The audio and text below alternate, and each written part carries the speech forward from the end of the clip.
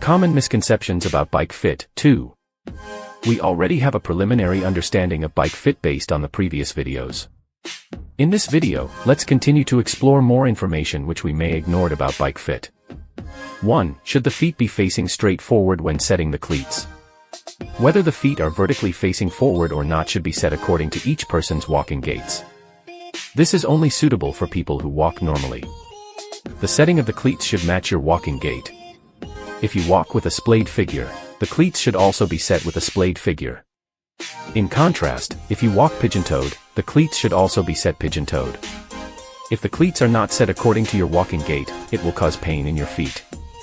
In severe cases, it may lead to disease.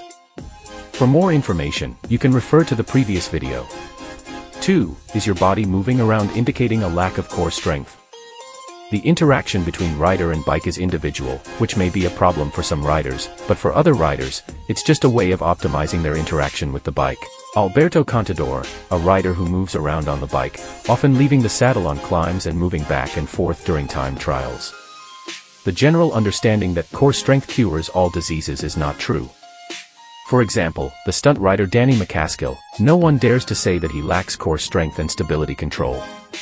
The reason why he had back pain was that he had been practicing jumping and landing all the time, and it had nothing to do with weak core strength.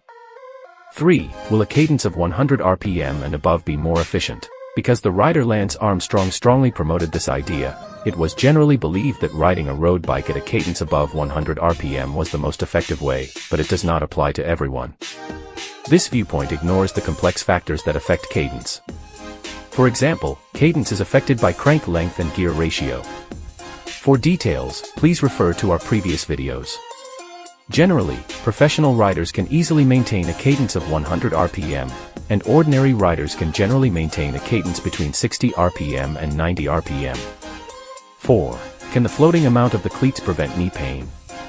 Floating amount is the rotational movement allowed by the cleat and shoe on the pedal. First of all, let's make it clear that there are many causes of knee pain, not just the interaction between the cleats and the pedal.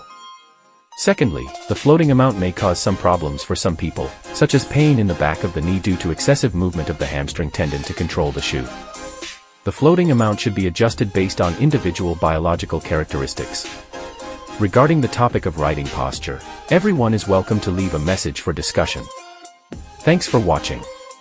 Don't hesitate to leave a message regarding the riding posture if you have anything to share.